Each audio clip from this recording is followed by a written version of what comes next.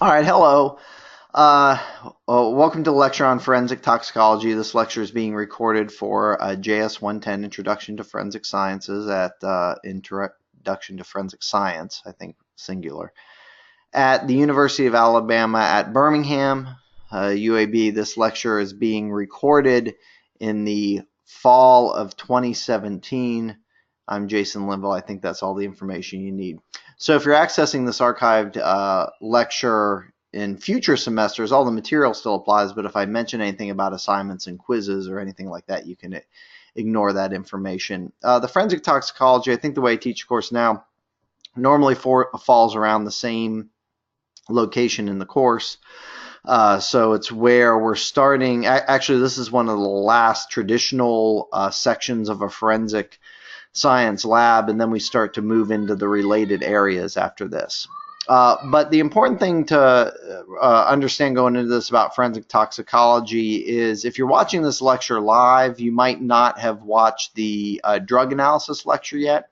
And the two are closely related. In the drug analysis lecture, I talk a lot about drugs, the different types of drugs. And here we're going to talk about toxicology in terms of how it's similar to drug analysis, but a little bit more complicated. All right, so I'll be referring to the drug analysis lecture, but still, if you're watching this one first, that's fine. Just sort of understand if I hint at the drug analysis lecture, it's probably going to be covered in that when you watch that one eventually. All right, so toxicology in general is the study of poison. So if we put forensic in front of toxicology, then that usually means related to the legal system. So any type of toxicity that has legal implications falls under the category of forensic toxicology.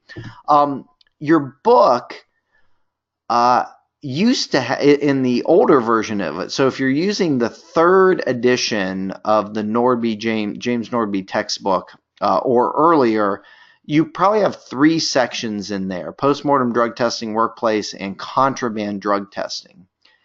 And when the fourth edition was being reviewed, a clever reviewer, who shall remain nameless but is sitting in this room and I'm the only person, suggested that you already have a whole chapter on drug testing. You don't need to include drug testing in the toxicology book. Sometimes this happens when different people write different chapters. You get an overlap of information. So it's been narrowed down, and right now in the toxicology chapter, they actually talk about two different categories of forensic toxicology. And I actually throw in a third category of my own because I don't think everything falls under postmortem and workplace drug testing. So criminal drug testing, I'm going to throw in there. And you may say, well, isn't that the same as contraband drug testing? Well, with contraband drug testing, that's where you test pills and powders. But all of these other postmortem, workplace, or criminal drug, we're referring to toxicology testing, meaning it's the testing of biological fluids. Okay, and then the difference between the three is just the purpose of it.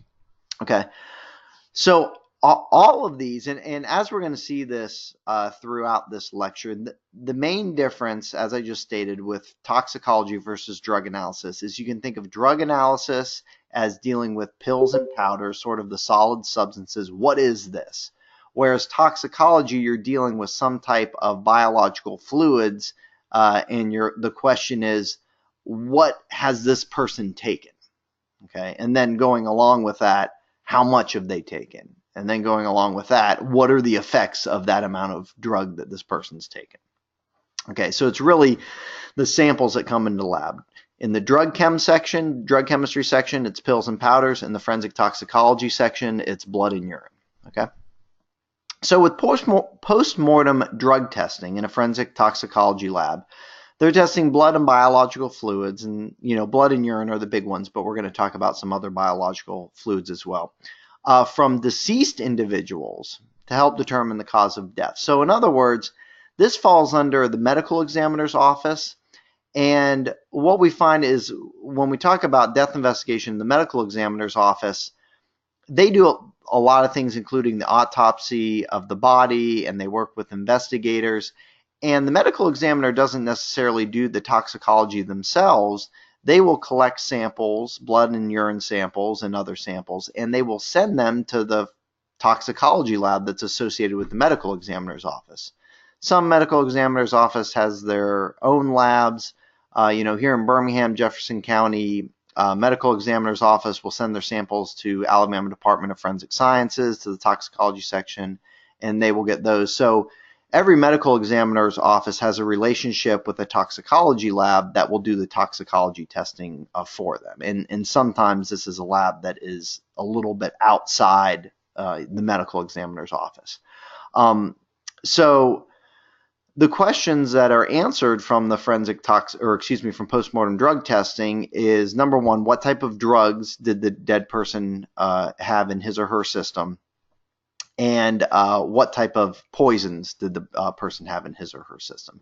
And as we're going to find, testing for drugs is relatively easy. Like, there's a standard method for going through and testing for common drugs. It's rare that new drugs can slip through the cracks there. Poisons can sometimes get a little bit trickier as far as detecting poisons. Okay. The second category, which again is one of my own here, testing blood and biological fluids from living individuals. Okay, so that's the difference. Post-mortem is dead individuals through the medical examiner's office. Excuse me. But this is living individuals to help answer questions relating to a criminal offense. So in other words, testing blood for alcohol would fall into this category. Or if it's a criminal charge against a person and that it was thought that they were taking drugs while, caring for children, whether they were working or just home, alone watching and their kids, or if a person, as part of a person's parole, if it's, in their restrictions that they cannot take any illegal drugs, then this would also be where a lab would have to test them, and the role they would play is seeing if any drugs were in the person's system. Okay, so all these are related to criminal offense. It's living individuals, so it's not really post-mortem, and it can vary as far as the law enforcement agency that collects the sample, but normally, whether it's corrections, looking at parole, or a law enforcement agency looking at intoxicated driving, driving under the influence, those samples will get sent to, again, in Alabama, the Alabama Department of Forensic Sciences toxicology lab. They'll do the testing, return the report to the law enforcement agency. All right, and then this other category that your book does talk about is workplace drug testing. And with workplace drug testing, we're still blood and biological fluids from living individuals, but it's answers related to drug use at work. So in other words, a criminal charge might not necessarily be associated with this. It's not necessarily a crime to show up drunk at work, but you can get fired for that, and probably should get fired for that. So in other words, these types of samples might not go to the state system. If you're acting funny at Target, and they make you go pee in a cup and do a random drug test at Target as part of your employment, that sample is not going to go to the state. It's going to go to a private lab that will do the drug testing. Okay, workplace drug testing, this would also involve if employers are screening individuals. Also, if any of you played sports in high school, and as part of playing sports in high school, you were required to submit to periodic drug testing, then again, those samples aren't going to the state. Those are going to a private lab for it. Okay. So all these will go, but since they're, again, blood and biological fluids, they're going to go to a forensic toxicology lab. And that's the big difference here, that we're dealing with blood and biological fluids. The other difference with a forensic toxicology lab is what you're looking for in those samples. Because with pills and powders, it's very straightforward as far as if you want to determine if this powder is cocaine, then you test to see if it's cocaine. If you want to see if a person has consumed cocaine, you're not only looking for cocaine in their blood and biological fluids, of which it'll be there in small amounts, but also your body metabolizes those drugs before they're eliminated. So like cocaine, and I should have had my cheat sheet before this, benzoeconine, I think, is BE, or sometimes BZE is what it's abbreviated at. Cocaine gets metabolized into this drug relatively quickly, and the drug still can interact with receptors and have an effect. but finding it's much easier for a toxicology lab to find that metabolite because it's there in higher levels than to find just the cocaine. Okay, so sometimes finding these metabolites will help the toxicology lab, number one, identify the drug that's in the system, and two, sometimes the ratio between the parent drug and the metabolite can give the lab an indication of how long ago the drug was taken, how much of the drug was taken. So it's just looking for these metabolites gives labs additional information. It's something that drug chemistry labs don't have to look for because there's not going to be any metabolites of cocaine, in the cocaine powder that's just sitting on a counter. All right. So since toxicologists are also looking at these metabolites, with a drug chemistry lab, if you're, again, analyzing just a powder to see if it's cocaine, you go into court and you say, yes, it's cocaine, here's the evidence. And then that's pretty much it. With toxicologists, sometimes they'll go into court and you can imagine them telling the jury, the judge and jury, yes, there was cocaine in the metabolite in this person's system, indicating that they had taken cocaine in the past. But then some follow-up questions might be, how much cocaine did they take? Do you think the amount of cocaine they took had an effect on their ability to operate the forklift at their job, if this is some type of workplace injury crime? Do you think their weight or the size of the person could have an effect on how much they've metabolized? And is it possible that they took more of the drug than is in your test? So since every person metabolizes drugs a little bit differently, a lot of these questions you're asking the forensic toxicologist to give their opinion based on their familiarity with both other samples and with what's been published in the research, what other toxicologists have experienced. How does cocaine and heroin interact? Would that have affected, if they took a lot of heroin, is that going to affect your ability to find cocaine in the system? Little questions like this can be difficult and can be very case specific. So many times forensic toxicologists will, and we talked about this a little bit with education, have a PhD and have a lot of research experience in the field of forensic toxicology in addition to doing the testing in their laboratories. So in other words, for forensic toxicologists, they're not just showing up and the judge says, what was in the person's system? Here you go. Here's a list of the drugs and how much was in there. They may have to field a lot of additional questions from both attorneys to help the jury come to conclusions about the case. Okay. So as far as the toxicology lab itself, what type of samples are received? I mentioned, we've been saying blood and biological fluids, and blood and urine are the two main samples that are received by a forensic toxicology lab, and we'll talk about the advantages and disadvantages of both of these fluids. It's possible that a toxicology lab can also receive hair. Breath samples might not come into the toxicology lab. It's not like they capture your breath in a jar at the side of a road and send it in the lab. But falling under the category of toxicology would be the use of breathalyzers. So that's something that law enforcement officers might do at a roadside stop. Vitreous humor, that's in the eye, bile and liver, gastric contents, oil, fluid, essentially just collecting saliva. So all of these are possible to be submitted to a forensic toxicology lab, but blood and urine are really the main things. So what I want you to know for all of these biological fluids is for what types of cases would they be collected, and also what are the advantages and disadvantages of collecting each of these types of material. All right, so let's look at blood. Let's look at the advantages of submitting blood to a toxicology lab and the disadvantages. The advantages, the biggest advantage to blood is because analyzing the blood shows the toxicologist what is currently in a person's system. And the level of drugs and metabolites in the blood are directly related to the effect that it has on the person, because the drugs in the blood are what's available to interact with receptors that then lead to the effects of the drug. Okay, so you don't have to do any implications about what the levels were or anything like that.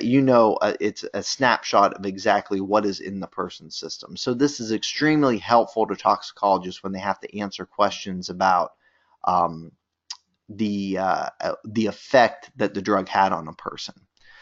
All right, so in an ideal world, the toxicologist gets a blood sample around the time that they're going to be asked these questions, or collected at the time they're going to be asked these questions about. Urine samples uh, tell the forensic toxicologist what was in a person's system. And this can be an advantage because if you just want to know, hey, within the last 48 hours, has this guy smoked marijuana, then a urine sample is very good. But if you collect a urine sample at the side of a road and you want to know, okay, how much cocaine was in this guy's system at the time and what was the effect having, there, cocaine in the urine, it may have been from recently, it may have been from a long time ago. The levels sort of go up and down, so you don't know if you're on the upward swing of the hill or the downward swing. So answering specific questions about what the effect it was having at the time is harder to do with urine samples. So that's a disadvantage. Another advantage to urine samples is they're easier to collect. All right, it's a lot easier to tell somebody, hey, go in here and pee in a cup, as opposed to, hey, come in here and we're going to strap you down and take a bunch of your blood. All right, we're going to come back to blood and urine in a little bit when we start talking about the different types of analysis, but we want to just hit on some of these other biological fluids. Okay, and the first one is breath samples. Breath samples are good in that they can tell you what is currently in the system. Okay, by getting a breath alcohol content, it's pretty easy to convert that into a blood alcohol content. Okay, so that's very good. So that's the reason why there's laws written around the breath or the blood alcohol level, which can be detected and estimated with a breathalyzer. You can blow into the breathalyzer, and if you're over a certain limit, 0.08, then you get a ticket. Okay, no, you get arrested or never get a job in the criminal justice field. All right, so everybody consider that when you're considering drinking and doing stuff. All right, so you can calculate the blood alcohol concentration. The benefit of the breath sample, because you could just take a person's blood at the side of the road, and oftentimes if a person does blow above a certain level, then they're sent to the station. A blood sample is collected in order to confirm the breathalyzer analysis. But you don't want to collect blood samples at the side of the road, and you can't take them back to the police cruiser and run them through a GCMS to find out how much alcohol was in their blood. Okay, so breath samples are extremely easy to collect. You get an immediate result. The downside to breath samples, and the way breathalyzers work for alcohol, is if there's alcohol in your blood, it's a volatile molecule. So when I breathe in, because a lot of people think it's the alcohol coming from your mouth. If you have alcohol in your mouth, it's going to affect the breathalyzer. But that's not how a breathalyzer works. When you breathe in, the clean air and oxygen go into your lungs, and the oxygen goes from your lungs into your blood. Well, any volatile chemicals that are in your blood, alcohol, will move from the blood into the air in your lungs. So when you breathe out, and this is why with a breathalyzer, if any of you have had the misfortune or the fun of taking one, maybe you were at some police demonstration where they had a breathalyzer at a beer garden. I don't know. But anyhow, if you've blown in a breathalyzer, you have to start blowing, and it doesn't start taking the reading until it gets what's called a deep lung sample. And that's when it detects that it's reading the air that is out from the bottom of your lungs. So at the end of the exhale, that's when that air comes out that would contain any alcohol that was in your blood, has diffused into it. Okay, so other drugs are not volatile. Like ethanol will move from the blood into the air in the lungs, but other drugs will not do that. So you can't have a breathalyzer for cocaine or heroin or marijuana, THC. Or can you? Okay.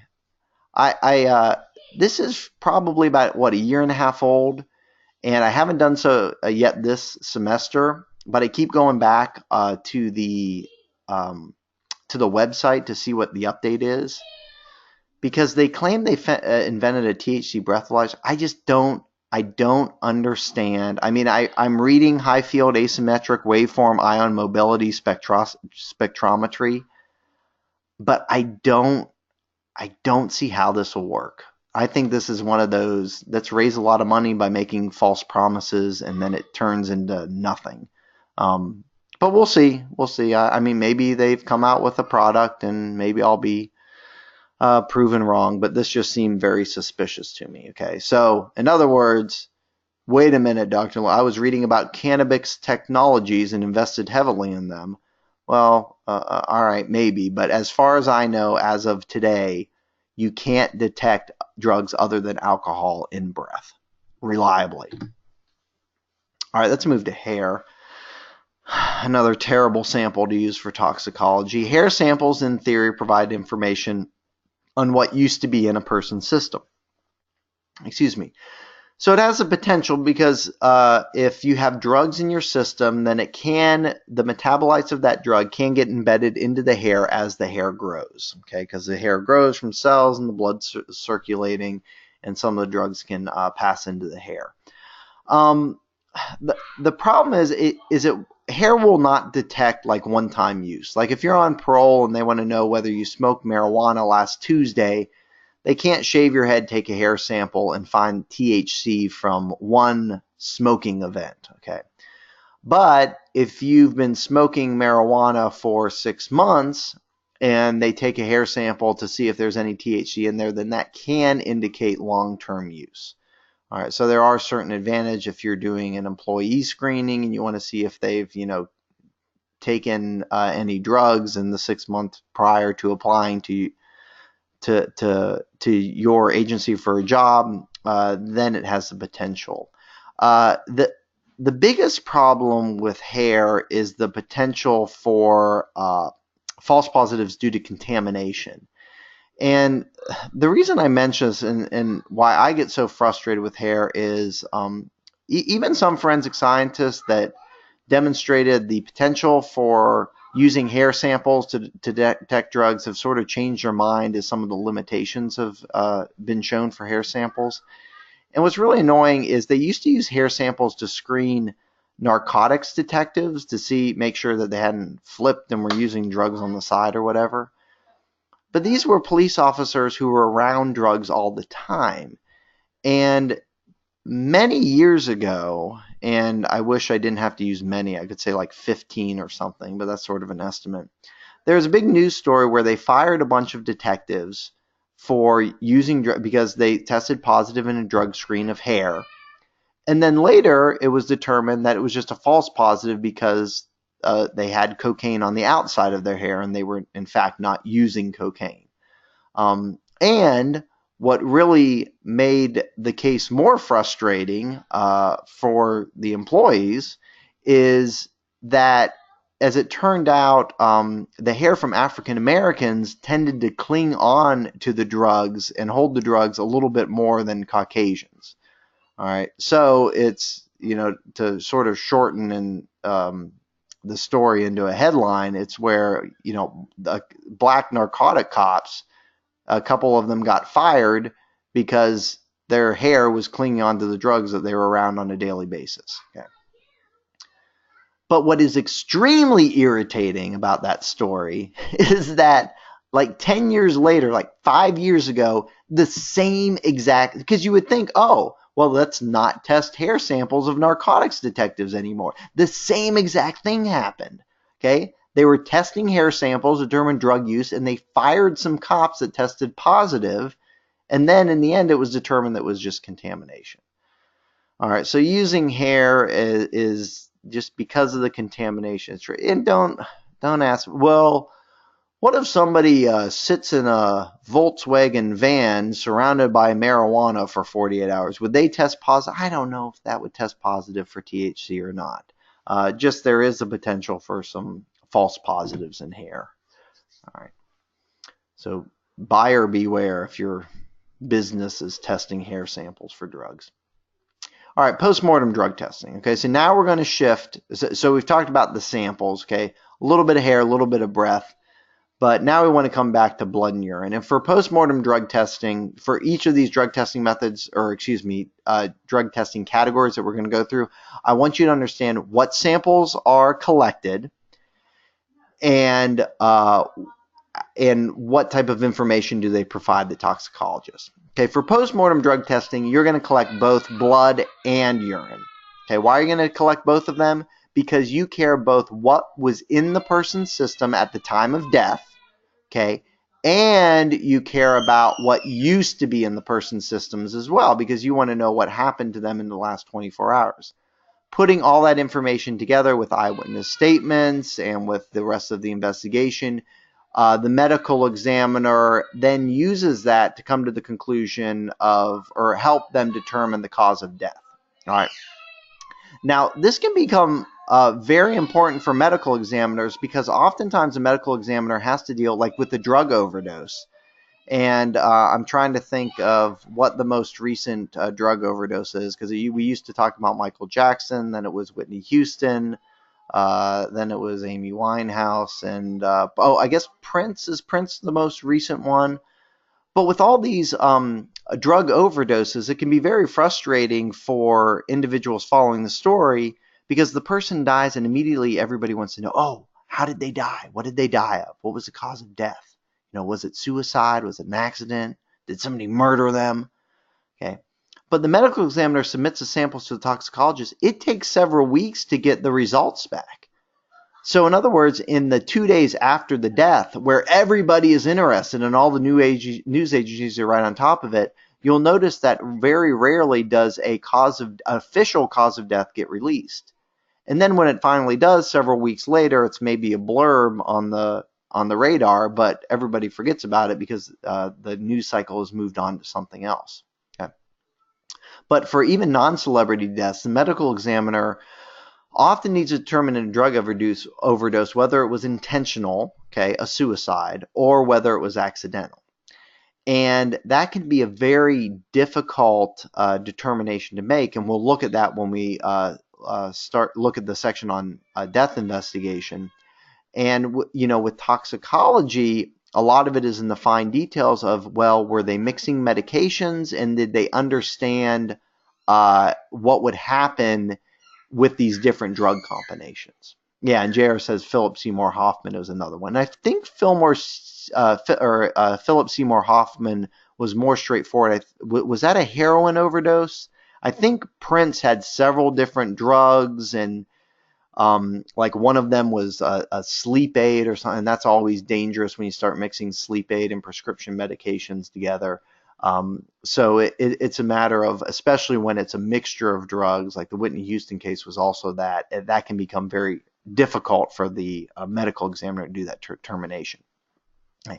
Sometimes, depending on the case, they will have a toxicology lab also look for certain poisons, like carbon monoxide poison under certain conditions, mysterious death inside or something. They'll probably look for that.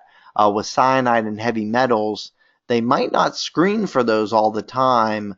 So if the medical examiner has some information about, its potential where this person is being poisoned with arsenic, that's very helpful to the investigation into the lab, because it's not just as though the lab can run, will automatically detect arsenic in their standard screening. They usually screen for pharmaceuticals and illicit drugs, and then the poisons are sometimes require a different method just because the chemical is so different. Okay. Yeah, and JR mentions that Prince was fentanyl, and I think he had some other stuff in his system as well. Okay, so for workplace drug testing, so for postmortem, blood, urine, you use both of those pieces of information. For workplace drug testing, normally you don't care about what the person is on at the current time unless it involves a workplace accident, and you want to know, were they high on drugs at the time they drove the forklift into the whatever. But normally with workplace drug testing, it's either part of employment screening, or as a condition of employment, we're going to randomly drug test you every once in a while. I mean, even like athletes fall into this category where they'll randomly get tested for drugs, have to pee in the cup, and they'll not only be looking for illicit drugs, but also steroids and stuff like that. You always hear in the NFL, players get nabbed for using marijuana, and it's because of this random drug testing. And they may have a system where they can still smoke marijuana but pass the drug test, and then eventually they'll either forget about the day or forget to drink enough water in the 48 hours before and then get caught. But workplace drug testing, you're not trying to make determination, so urine is good enough. Just in the last 24, 48 hours, what's in this person's system? Is it enough to go over the limit? In the case of workplace drug testing, there's sort of standard protocols that can be used, and drugs tend to fall into different categories. We talked about that a little bit in the drug lecture. So normally, a toxicology lab will screen for those 5 categories listed there. The NIDA is I should never use an abbreviation unless you know what it is. National Institute of Drug Abuse. That's probably wrong. But they sort of lay out these 5 categories of drugs that they recommend labs test for. So it's amphetamines, that covers methamphetamine, opiates, which would cover fentanyl and heroin and morphine and codeine and oxycodone, all the opiate pharmaceuticals. PCP, phencyclidine, is sort of in its own category. Cocaine, and then cannabinoids, including THC and marijuana, would be another one. So normally most drugs of abuse that employers care about fall into one of these categories. And the reason they're in categories, as we're going to see when it comes to screening toxicology samples, is normally you can run one test that screens for all amphetamines, one test that screens for all opiates. So you sort of run 5 different tests on one sample, and then it gives you an indication of what's in there. All right. Criminal drug testing. So with criminal drug testing, notice it says blood or urine, and it really depends on what information you're trying to get out of the individual. If it's part of parole and you just want to know, has the person used drug in the past 24 hours, you're going to collect urine. If it's they've taken a breathalyzer and they're positive for alcohol, then you're going to collect blood because you want to confirm the amount of alcohol in the blood. If you pull them over and they don't test, like Tiger Woods incident, okay, pull him over and he was obviously not able to drive an automobile, but took a breathalyzer and there was 0 alcohol in his breath, then you collect the blood sample and test it for pharmaceuticals because you want to see what's in the person's system. All right, so all that would be criminal drug testing. Okay, so you collect the blood, you collect the urine, you cut the hair, you withdraw the vitreous humor from the eyeball if you're a medical examiner. When these samples get into the toxicology lab, normally in a cup or a vial, what does a toxicology lab do? Well, you'll notice this slide should look very similar if you've already watched a drug chem lecture, okay? And it's where you have a screening step, a preparation step, and then a confirmatory test, okay? And in drug analysis, you always do the confirmatory test, okay? Because it's not like with blood and semen where eventually you'll do DNA and that's really what you care about. Here, you care about what is the chemical in what is the drug in the system, so you have to confirm that, okay? The screening step, just in order to prepare the sample for confirmation, you have to have some idea of what it is. Okay, you're going to prepare a sample to confirm cocaine a little bit differently than you'd prepare a sample to confirm heroin. Okay, so it's important to understand here when you do these screening tests, like a color test that we talked about or will talk about with drugs, you put a little color changing reagent on the powder and then you look for the color change. With toxicology, blood has so many other things in it along with urine that sometimes color tests just don't work very well because all these other materials interfere with it. So you need to have a slightly more sophisticated screening test, all right? And some of these more sophisticated screening tests, thin layer chromatography, which will separate the components, UV vis or gas chromatography, all those we talked about in drug lecture, all those can be used. But one very common screening test that's used for toxicology but not for drugs is immunoassay. It's a very good screening test. The only reason immunoassay is not used for drugs is because Sorry, I have some screaming going on in the background. I'm gonna get a different new house. Need to try out new locations in the house to do these lectures. The only reason immunoassay is not used for drugs is because it's expensive. So if you can use a really cheap color test and get just as good results as you can with a very expensive immunoassay, then you're going to do it. But the problem is some of those cheaper tests don't work as well with blood or urine. Okay. The way an immunoassay works is it's an antigen-antibody reaction, essentially. And the antigen is the drug that you're looking for, okay? Amphetamine, methamphetamine, cocaine, heroin, etc. And the antibody is bound to the device that you purchase. And normally these devices, they look like a clear tray with a bunch of holes in them called wells the size of pencil erasers, like the pink pencil erasers. So on the side of those like plastic wells, the plastic holes are the antibodies, okay? So you basically, and there's a lot of steps and preparation and rinses and washes that go with this, but essentially you squirt the urine or blood into that well, and then you look to see if the drug binds to the wall of the antibodies. Okay, and again, it's usually very complicated with the number of steps and washes in order to detect whether that binding has occurred. It normally ends with some type of color change reaction where it's either the more drug you have, the stronger the color, or the more drug you have, the weaker the color. But anyhow, you get a good indication as far as what drugs are present and how much drugs are there. And this is where the typical sort of workplace drug screening test would be done, and you have a cutoff value where if you can detect over 300 picograms of THC, then they're positive for marijuana. Okay, so if you have a drug sample and you've determined, like it's Prince's blood, and we determine, hey, it looks like there's an opiate in there. Okay, then you start to prepare for confirmation because you need to know, is it heroin? Is it morphine? Is it fentanyl? Okay, and you're going to prepare that. So in other words, the screening test will tell you have an opiate in there, but it won't tell you that you have fentanyl in there. Okay, it'll bind like all opiates, and so you know what category you're in, but you don't know exactly what's in there. All right, so the confirmation is you need to take a small portion of the blood and you actually need to remove like all of the proteins and all of the other materials that will interfere with your analysis. This is similar to a DNA extraction, and it's called an extraction, but you're not trying to remove the nucleic acids, you're trying to move specific drugs. So normally how that's done is with an organic extraction where you sort of dissolve all the blood and the drug in some type of water solution. And then you add an organic layer on top of it or below it, and you change the pH of the water solution to acidic or basic to essentially push whatever drug you're looking for into the organic layer. And then you take that organic layer, and that can be injected into a GCMS, where it evaporates very quickly. The drug's in the GCMS, it travels down the column, it hits the mass spec, and then you figure out what it is.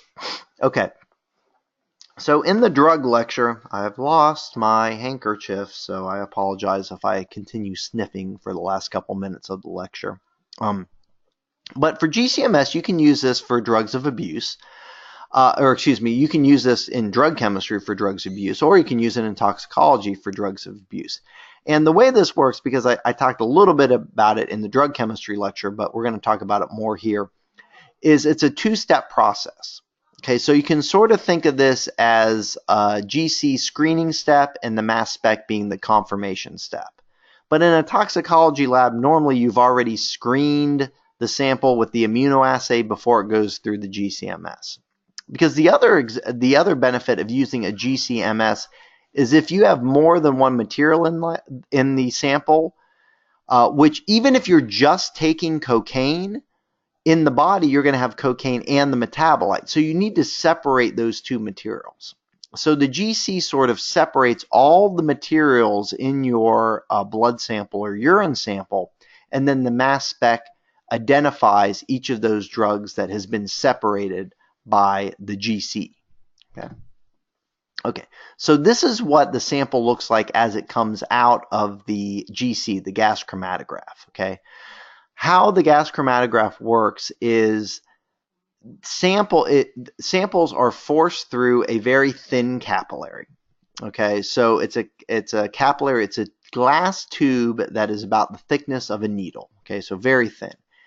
And the drugs, as they pass through and are floating in gas form down this capillary, they bind to the wall of the capillary and then they're released from the wall of the capillary. And depending on how much they bind to the wall, it affects on how quickly they can get all the way through the capillary. So you can see here the difference between, if we look at the peaks, because when they hit the detector, essentially a signal, the detector detects something is there and it gives a signal in the form of a peak. So if we look at these results after this one blood sample has been run through the GC, we can see that there are 5 materials in this blood sample. Okay, one of them took a little over 11 minutes to get through the capillary. The next one took about 12.4 minutes. Where's my little drawer here? Okay. 12.4 minutes. Okay. The third drug took about 12.7 minutes, and then drug 4 took 13 minutes, and drug 5 took 13.4 minutes. Okay, but more importantly, the GC has separated all these, and then after they come out of the end of the GC column, all of this drug then goes into the mass spec that will allow you to identify it. Okay, so the times down here are called retention times, and they give the analyst a general idea of what drugs are in the sample. For example, if Prince's blood tested positive for opiates, and we saw a peak, right here at 12.4, we may look at that and go, oh, well, I know heroin comes out at 11.1. We got this 12.4. It's probably fentanyl. But you can't confirm it just based on that retention time. Okay, the retention time is just sort of another piece of information that lets the investigator know what they think it is. Okay, so that's why you need to couple the GC with the mass spec. Okay, and this mass spec is going to identify with, or is going to confirm, I was going to say with a high level of certainty, but with certainty of what drug is in the sample. Okay. All right. Now the way that mass spec works is it's going to take the molecule that comes out of the GC. And if we're dealing with, we'll go back to Prince's drug where we have fentanyl, we probably have like thousands and thousands of molecules of fentanyl that are in that blood sample. And they all migrate down the capillary at the same time. And in that peak, what that peak is showing, that this is when thousands and thousands of molecules are entering the mass spec. Okay. Some of those fentanyl molecules are going to pass through the mass spec unchanged. Okay.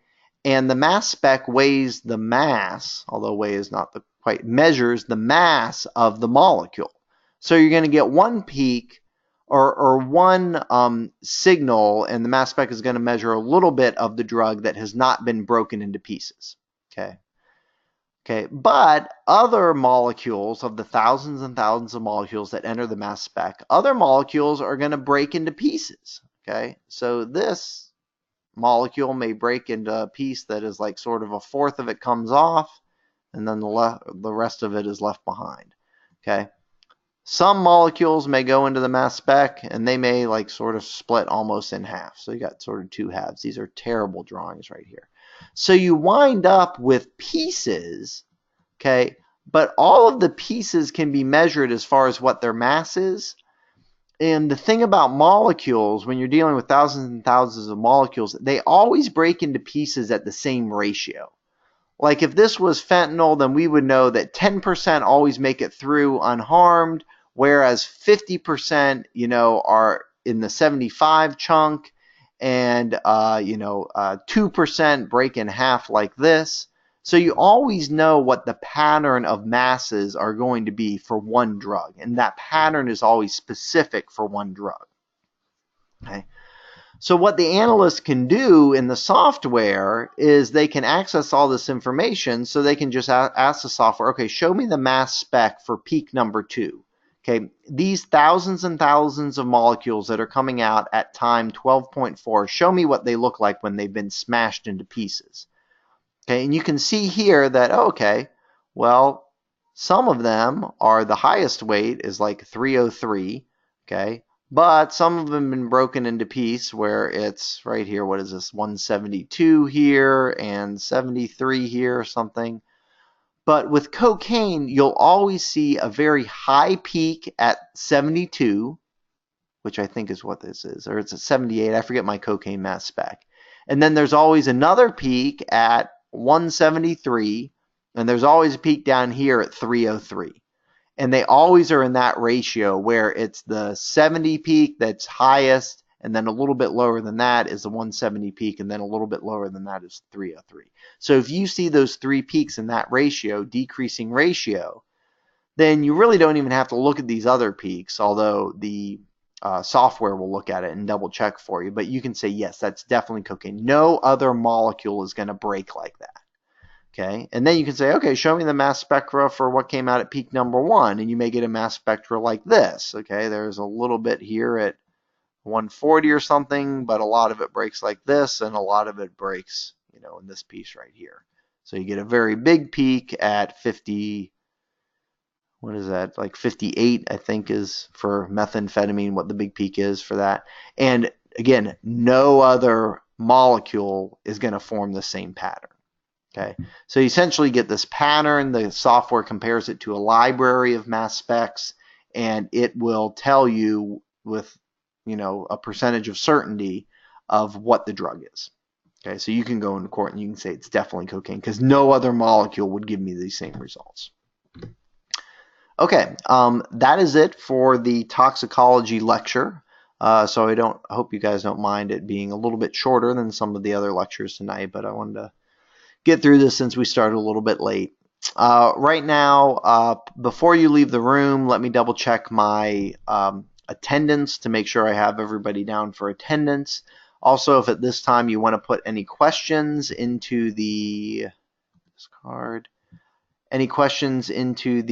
chat box, you can do that. Or if you want to hang out and wait until I stop the recording, then you can ask me some questions after the recording has stopped as well. All right, so what we have right now is when I read your name, you are free to go. And let's see here. So Zach, you're free to go. Sarah Riley, Keith Rich is free to go. J.R. Chapman is free to go. Let's see here. Jamie, I think, came in after I took this down. All right, Jamie Rogers is free to go. Jaleesa Johnson is free to go. Blair Landry is free to go. And then Alexis, let me get your name down.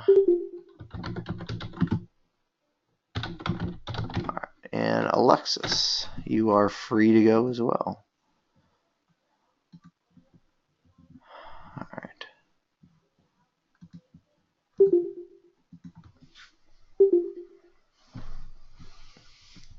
Okay. Yeah, this is fun. I think you guys got to watch most of the top of my head during the lecture as I got tired and moved down. All right.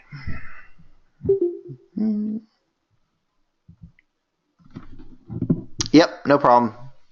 Guys, have a nice night.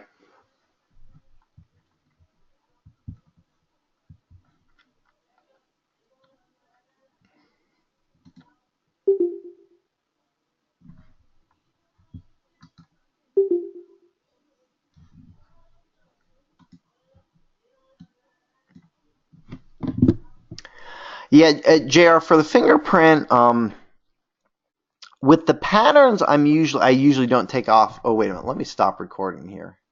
Nah, I'm going to leave it recording for this. So the question is, how strict are you going to grade the fingerprint assignment? That was crazy hard. For the fingerprint assignment, for the patterns, I usually give everybody credit, so you get the points for that. And then it comes down to where if you get at least, okay, if you miss one of the prints as far as the identification, then you lose a point. Okay, and that is somewhat difficult. It's rare that people get all, well, I shouldn't say rare, but it's difficult to get all three prints. so if you miss one, you lose 1 point. If you miss all three of them, you lose 2 points. So usually if you just get one of them correct, then you get a point for getting those correct. And then when it comes to the minutia, if you could lose another point when you're marking the minutia, but it's usually either if you do a very poor job, like just that's random marks all over the place, or if you accidentally pick the wrong print. In other words, if you say unknown A matched Alice, and then you mark the minutia in it, well, if unknown A didn't come from Alice, then there's no way you can mark the minutia correctly because it doesn't have matching minutia. So I'll still give you a couple points for marking minutia well and showing me that you have the ability to do it, but you won't get the full points for marking them all correctly. So normally what happens, I want to say a typical grade is if you don't get all three prints, then you get a 9 on the assignment. If you don't get all three prints and you pick the wrong prints to match your minutia, then you usually get an 8 on the assignment. So most people get an 8 or 9 on that assignment. Some people do really well, get all of the prints and get a 10. And some people do forget to do part of the assignment and get lower than an 8. Okay, if you do a really poor job and it looks like you just sort of made random marks and didn't really try, you might wind up with a 7. But most people, I think 8 or 9 is probably what it's going to be. Well, the software that you would use is going to be easier. But the thing is, JR, what doesn't change is you are looking at lines, black and white lines for like the entire day. So if you know that is going to drive you nuts, and I think for a lot of people it could, staying away from being a fingerprint analyst might be a good idea. All right, I'm going to go ahead and stop the recording here.